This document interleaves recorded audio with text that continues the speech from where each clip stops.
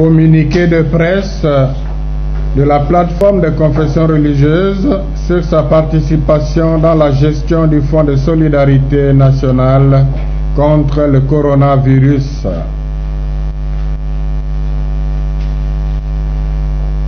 Le lundi 20 avril 2020, le président de la République, M.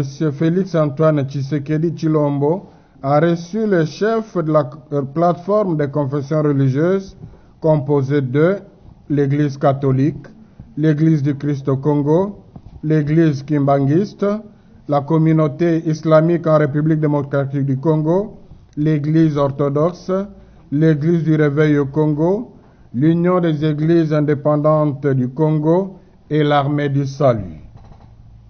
Au cours de cette rencontre, le chef de l'État a sollicité l'implication des chefs de confessions religieuses dans la gestion du Fonds national de solidarité contre Covid-19 qu'il venait de créer pour porter une assistance médicale, sociale et économique aux personnes éprouvées.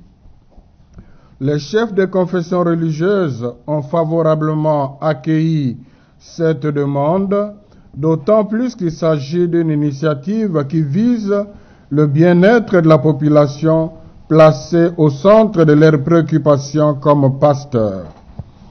À cette occasion, les leaders des confessions religieuses ont fait part au chef de l'État de l'organisation de la plateforme des confessions religieuses dont la Conférence épiscopale nationale du Congo, CENCO, assure la présidence et l'Église du Christ au Congo, ECC, la vice-présidence. Le président de la République a suggéré de conformer le service qu'il a demandé à l'organisation existante. C'est ainsi que le mercredi 22 avril 2020, le président de la République a publié l'ordonnance désignant les membres du comité de gestion du Fonds national de solidarité contre le coronavirus. Le jeudi 23 avril 2020, son éminence le cardinal, vice-président de la CENCO, a reçu la notification de sa nomination, la copie officielle de l'ordonnance du 6 avril portant création, organisation et fonctionnement du Fonds national de solidarité contre le coronavirus, ainsi que les notifications des autres membres du comité de gestion. Le vendredi 24 avril, le cardinal a convoqué la première réunion du comité nouvellement créé qui avait à l'ordre du jour la compréhension commune de la mission en analysant ensemble le texte de l'ordonnance du 6 avril 2020.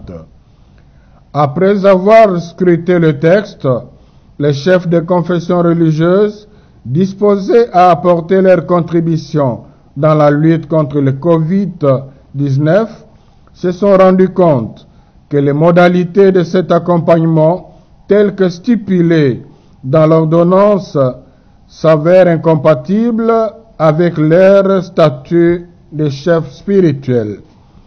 Il s'agit surtout de leur implication directe dans la gestion au quotidien des fonds publics.